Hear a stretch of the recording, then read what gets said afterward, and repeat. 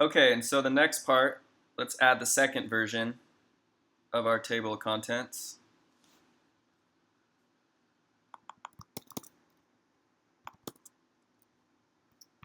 We'll just say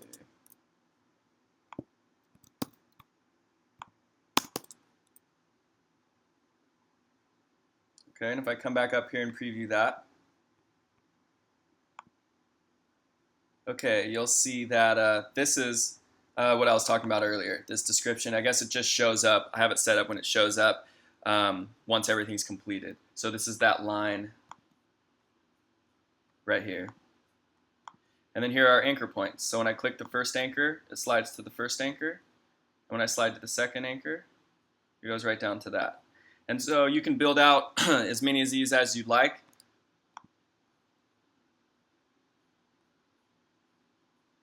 Right here, you can just continue to add those.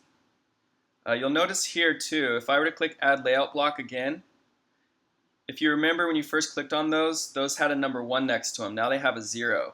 If I wanted to create a second table of contents, it'll say I've only allowed it to be the limit to be 1 per template. That's because it'll start to clash and it'll start to break the functionality if you have 2 sets of table of contents, or you try to add another anchor content. It's going to do the same thing. Basically, it needs to just be in this format. You're going to have 1 per page. You can list everything here that's going to be at the top of the page, which is the whole point of the anchor points, and then you're going to have those paragraphs underneath it. You can still, if you'd like to have just a, let's see if this works. Yeah, you can still have like a concluding paragraph after all of that, and that's still allowed just because this is just a regular paragraph that's separate from everything.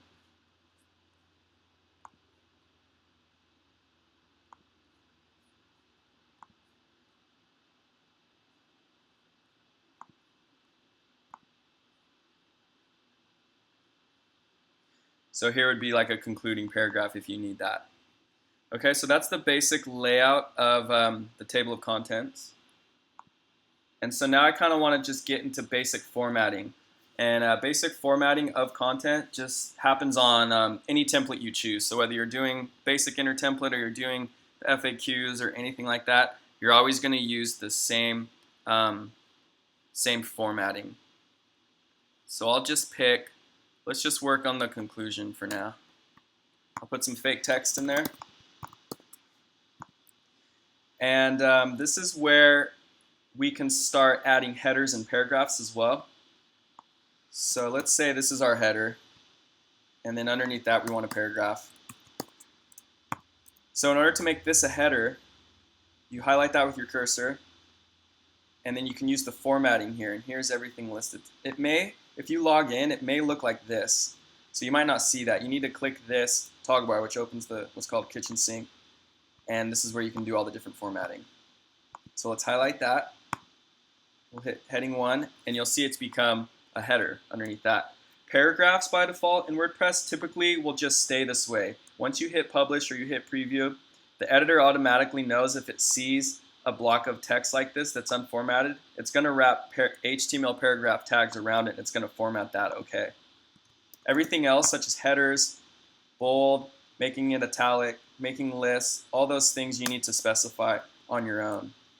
But also, I'll show you how this kind of works behind the scenes. So if you look up here, you'll see 2 different tabs. There's a visual tab and a text tab. The visual tab shows how the text is going to look on the front-facing side. I know it's not exact because we're not using black colors.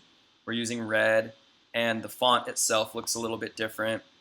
And even if once I show you here, once we create a link, it might just show up blue here, where in fact all of our links on pages like this are red, as you can see. But it gets close to at least to where it can show you the different formatting.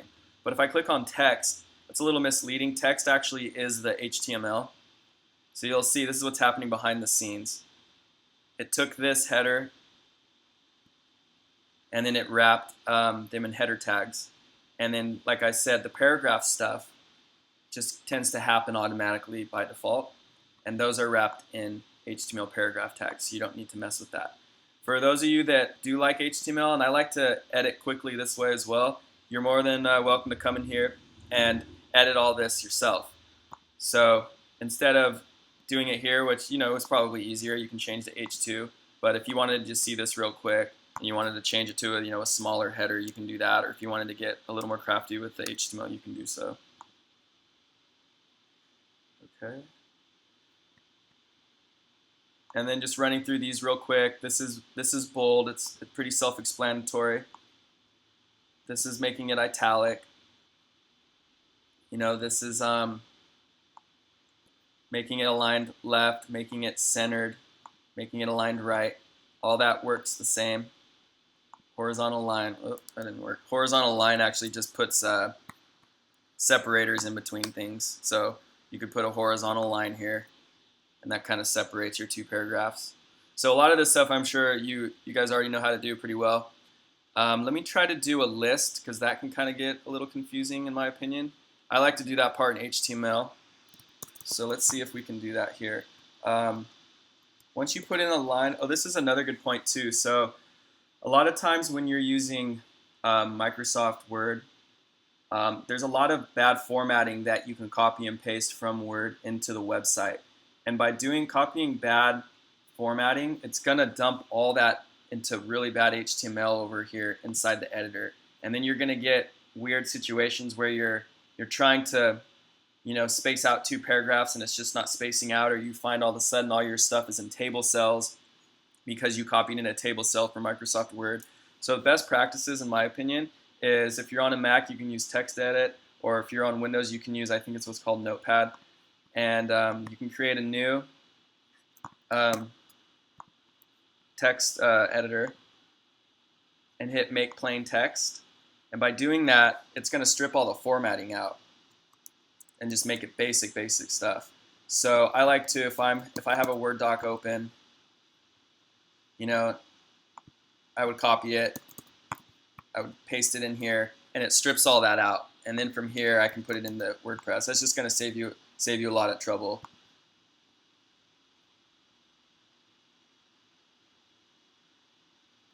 But in this case, I just want to show you quickly how to do these list items again.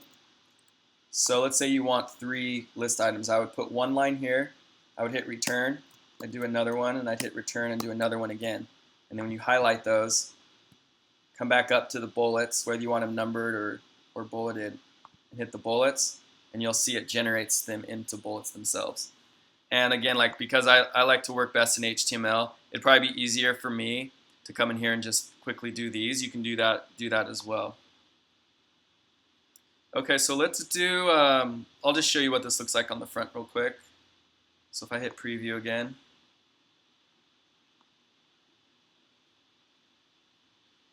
this is the paragraph, the concluding paragraph that we're working on right now. So you'll see, here's the bullets I just did, here's the title for it, here's the bold, here's the italics, and from there you can just do what you need to do on the page. So let's make an actual link.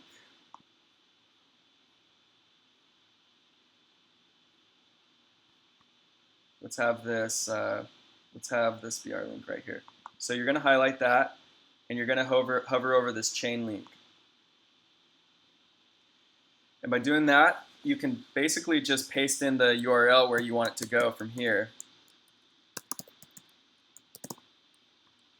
And by hitting settings, it's going to pull up a little more detail, which I think we all need to be able to focus on, because it's very important that we include a title to this link, and also the link test, make sure that's proper. But the most important thing is the title, because we every 6 months or so, we need to make sure the website runs and passes our compliance scan, and make sure it passes accessibility. So one of those rules, and I have some notes from Kathy, she's really good at helping me out with this, and I can include this on the site too, some of these rules.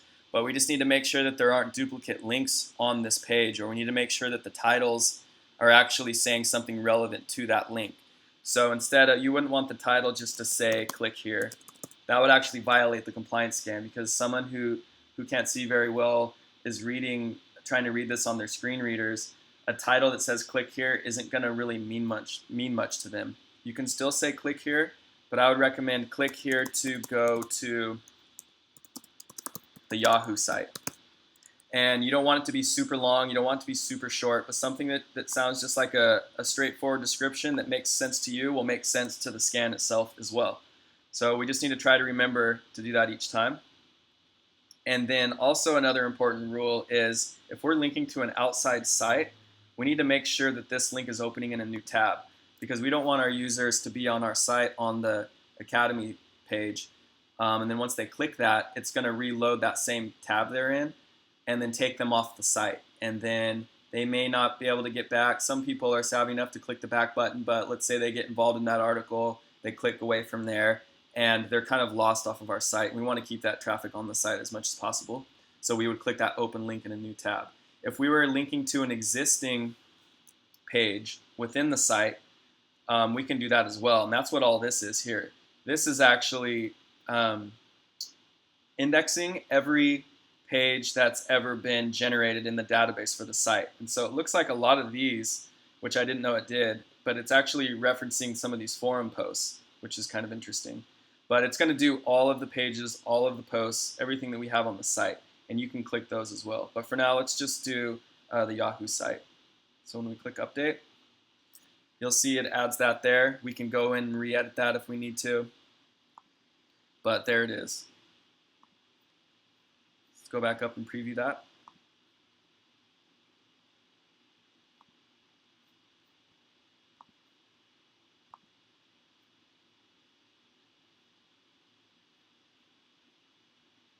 And you'll see here's our link right here. If I hover over that, you'll see it says click here to go to the Yahoo site. So that's that title I was talking about that helps with accessibility. And you click on that, it's going to open a new tab, and it's going to go to our example page. So to do an internal link, let's say we wanted a link to a page we already have.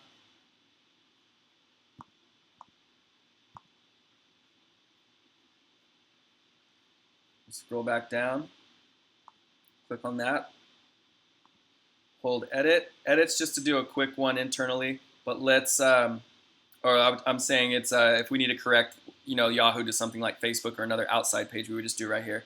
But if we want to go back into the more of the meat and potatoes here, we open up this window. So let's not have that open in a new link, and let's actually have it linked to existing content. So we can search right here as well, which is nice. Let me see if I can do like staff, something like that. Staff internet, everything's here. We'll just click a random one. And as soon as I click that, you'll see the title itself becomes that page, and then it's linking to that page. So we'll click update.